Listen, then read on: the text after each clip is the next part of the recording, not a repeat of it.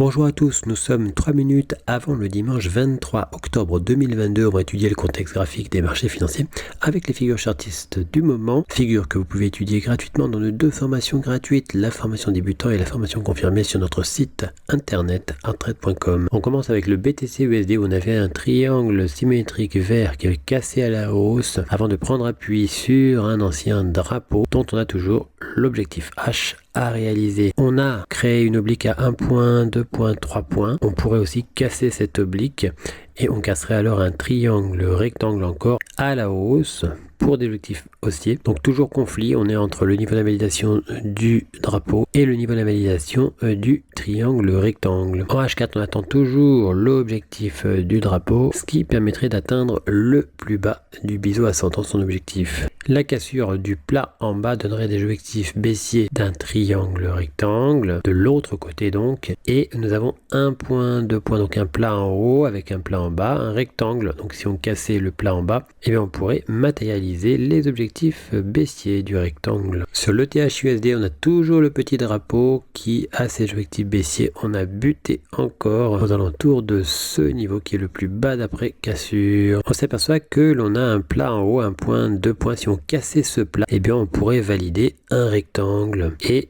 on aurait encore des objectifs haussiers, tout comme le biseau descendant donne des objectifs haussiers. En H4, on s'aperçoit qu'on est toujours dans un canal parallèle. On pourrait très bien rejoindre l'autre côté de ce canal parallèle, mais il n'est pas impossible aussi de finalement repartir sur le support de ce canal parallèle. On a toujours le triangle symétrique, ça ne change pas de ce côté-là. Et on s'aperçoit qu'on a un canal parallèle, 1 point, 2 points, 3 points. Ce canal en bas, effectivement, pourrait très bien être cassé à la hausse pour que l'on puisse revenir sur la ligne du coup de l'épaule tête-épaule. Sur le LTC USD, on avait une réaccélération haussière, réintégration donc du rectangle. On a tenté de recasser ce rectangle, on n'a pas réussi à concrétiser la chose et on a cassé un drapeau vert avec 1 point, 2 points, 3 points sur sa résistance. Et même si c'est pas précis sur le support, c'est pas grave, on casse du côté de la résistance, on a des objectifs haussiers qui sont contraires aux objectifs du triangle symétrique d'origine. En H4, on s'aperçoit que la cassure haussière de l'oblique à 1 point, 2 points,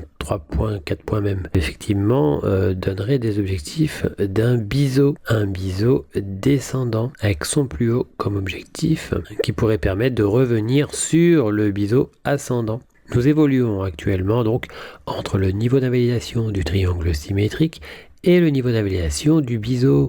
On est repassé avant le week-end au-dessus de ce niveau mauve, un niveau qui est un niveau charnière qu'on a du mal à franchir soit à la hausse soit à la baisse. Sur le gold, on s'attendait à un retour sur le plus bas ici. On a commencé un décollage donc avant le contact de ce plus bas. On a cassé aussi le canal parallèle une première fois avant de venir toucher son plus bas, créer un nouveau plus bas effectivement avant de recasser plus franchement cette fois-ci. Le plus bas en bleu correspond en weekly à cette petite ligne jaune. On attendait un retour dessus, on l'a frôlé. Avant un rebond, on n'est pas loin de revenir sur la ligne du coup du double top. En H4, on a réintégré le drapeau. On attendra pour les objectifs baissiers une recassure de ce drapeau. Si par contre on venait invalider le drapeau, eh bien on retrouverait un obstacle ici. Il s'agit en daily du biseau d'élargissement ascendant à angle droit. Sur le WTI, on est toujours dans le canal parallèle qu'on avait réintégré et on pourrait très bien s'orienter de l'autre côté de ce canal parallèle pour le casser à la hausse.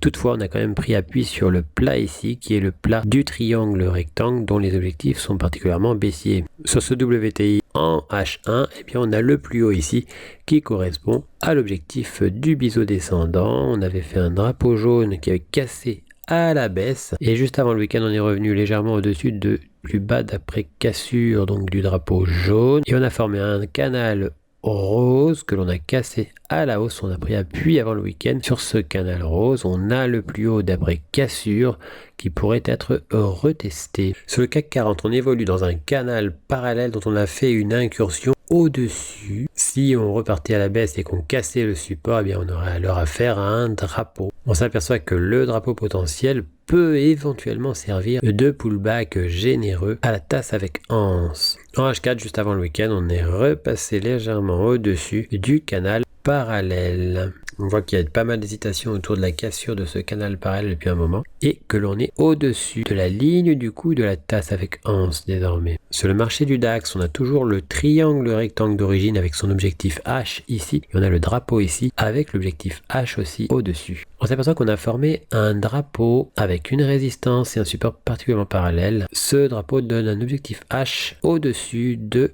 l'objectif H du drapeau précédent. En H1, on voit qu'effectivement on était venu invalider l'épaule tête-épaule, mais on voit aussi que l'on est dans un canal parallèle, un point de poids sur le support, un point de poids sur la résistance, incursion au-dessus de la résistance. On se rapproche de cette résistance justement et de l'objectif H du triangle rectangle. Même si on fait l'objectif H du triangle rectangle, une réintégration par la suite du canal parallèle pourrait toujours permettre par la suite de revenir casser le support pour reprendre la tendance baissière. Pour notre part, on attend donc des possibilités de repositionnement à la baisse. On s'aperçoit que l'on est toujours dans l'épaisseur du triangle symétrique bleu et on se rappelle que cette zone sur le plan chartiste est une zone assez difficile à transpercer par moment. Mais le problème, c'est que c'est seulement par moment. Sur le UK100, on avait le double bottom qui avait cassé la baisse. Finalement, on est reparti casser la ligne du coup 1 point, 2 points, 3 points. Effectivement, cette ligne du coup oblique du double bottom qui donne des objectifs haussiers. On avait le plus haut d'après cassure qui avait eu du mal à être franchi. On est repassé au-dessus grâce à un biseau descendant qui a cassé à la hausse. On est proche de son objectif du plus haut. Sur le Dow Jones, on avait donc la tasse avec anse, une cassure, un canal parallèle. On avait imaginé un potentiel fausse cassure au-dessus pour réintégration et cassure baissière. Finalement, nous avons cassé plus franchement à la hausse. S&P 500, on était dans un canal parallèle. On aurait pu continuer à osciller à l'intérieur de ce canal parallèle pour aller de l'autre côté et en même temps faire l'objectif H de la tasse avec anse. Mais finalement, juste avant le week-end, on a cassé le canal parallèle à la hausse. Sur le Nasdaq, on avait donc un biseau ascendant qui avait donc cassé à la baisse et puis on s'aperçoit qu'on a oscillé dans un canal parallèle qui casse à la hausse. C'est un drapeau. Et celui-ci donne des objectifs haussiers qui permettraient donc d'invalider le plus haut du biseau ascendant, son niveau d'invalidation. En H4, on a de nouveau réintégré le canal parallèle qui a toujours des objectifs baissiers, notamment l'objectif H qui n'a pas encore été réalisé. On s'aperçoit aussi qu'on a du mal à franchir plus franchement ce plus bas qui était un objectif chartiste. On a aussi l'objectif H du biseau d'élargissement descendant à angle droit et on voit que le rebond est apparu depuis l'atteinte de l'objectif H du double top de continuation. Sur le USD/JPY, on a atteint l'objectif H du biseau ascendant avant un repli très franc. Sur le AUD/CHF, on était venu invalider l'ancien biseau descendant et on a le triangle rectangle. L'objectif du demi-objectif H est proche. Sur le AUD/JPY, on a cassé une tasse avec anse et on est revenu sous sa ligne. Du coup, on pourrait recasser cette ligne du coup de tasse avec anse. Cette tasse avec anse se trouve en H4 aux alentours du drapeau mauve. Effectivement, on est venu reprendre appui sur le drapeau mauve. On pourrait très bien rebondir vers les objectifs chartistes de ce drapeau mauve, mais c'est pas impossible non plus de former une épaule, tête, épaule. Par la suite, c'est un des scénarios possibles. On a le demi-objectif H et le plus haut du drapeau, donc mauve, à éventuellement refaire. Sur le AUD/USD, on avait cassé donc le double top avant de bien réintégrer ce double top et on recasse à nouveau le double top, mais on s'aperçoit que l'on peut tracer la parallèle à ce support et qu'on trouve un point, petite incursion, 2 points et encore incursion, donc c'est pas impossible que ce soit un drapeau sur lequel on ferait au-dessus une fausse cassure pour réintégration, puis ensuite une cassure baissière, mais il n'est pas impossible évidemment d'aller à l'objectif H simplement du double top. En daily, on a toujours l'objectif H de l'élargissement symétrique à réaliser, mais un pullback sur l'élargissement symétrique n'est pas à exclure. Sur le GBP/JPY en weekly, on a toujours l'objectif du plus haut du triangle rectangle à réaliser. On a formé un double bottom. En daily, on voit ce double bottom qui effectivement a sa ligne du coup qui a été cassée ponctuellement.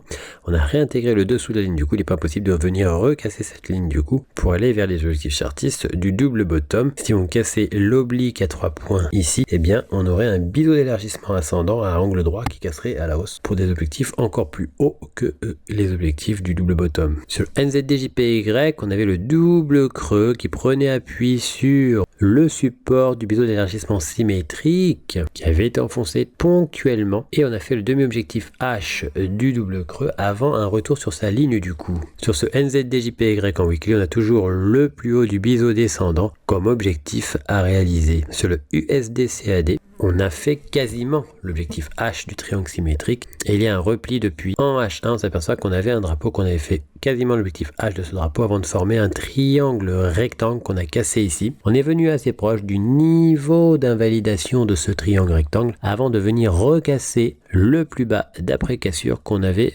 tenté de casser une première fois. Donc juste avant le week-end, on recasse à nouveau ce niveau. On pourrait s'orienter vers les objectifs chartistes de ce triangle rectangle. Sur l'euro-dollar, on avait un drapeau avec des objectifs baissiers. On a formé une tasse avec anse et un biseau d'élargissement descendant. On est venu invalider le niveau d'invalidation de la tasse avec anse avant un rebond qui s'est opéré non loin de la résistance du biseau d'élargissement descendant. On pourrait s'orienter sur le plus haut du biseau d'élargissement descendant, le premier objectif de cette figure. Entre temps, on avait un drapeau avec 1 point, 2 points sur la résistance, même s'il y avait une incursion. Le plus haut, c'est son niveau d'invalidation. On avait cassé, on a réintégré ce drapeau après avoir trouvé un point d'appui qui correspond au niveau d'invalidation de la tasse avec anse. On pourrait donc venir invalider ce drapeau et on s'aperçoit qu'on est dans un canal parallèle avec 1 point, 2 points ici, résistance 1 point, 2 points, 3 points. On pourrait très bien revenir de l'autre côté du canal parallèle. En H1, on s'aperçoit que suite à la cassure du canal parallèle jaune,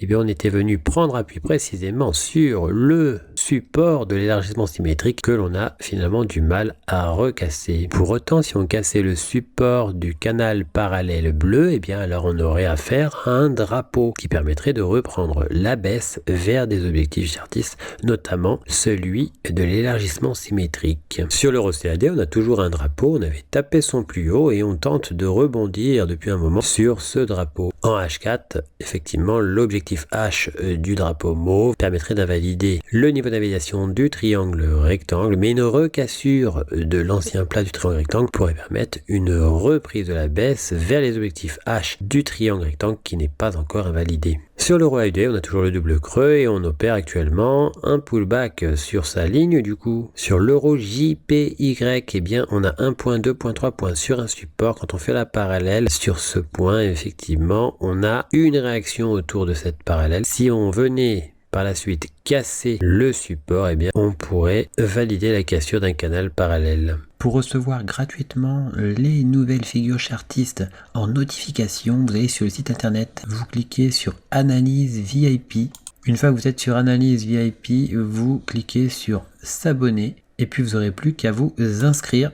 Ici, vous mettez un mail, un mot de passe, vous indiquez que vous n'êtes pas un robot et vous mettez s'inscrire. Vous serez alors abonné, vous recevrez toutes les notifications des nouvelles figures trouvées, que ce soit les figures chartistes ou les figures harmoniques. Figures que vous pouvez étudier gratuitement dans nos 2 formations gratuites, le niveau débutant et le niveau confirmé. On a encore 3 autres niveaux qui eux sont payants. En cliquant sur figures chartistes, vous arrivez sur la liste des figures chartistes du moment que l'on a posté. Vous retrouvez aussi les vidéos concernant les analyses chartistes du moment. N'hésitez pas à venir aussi nous découvrir sur notre blog, tout en haut ici blog. Vous y trouverez nos derniers posts, les défis Hard Trade ainsi que toutes les nouvelles Hard Trade. À bientôt sur notre site hardtrade.com.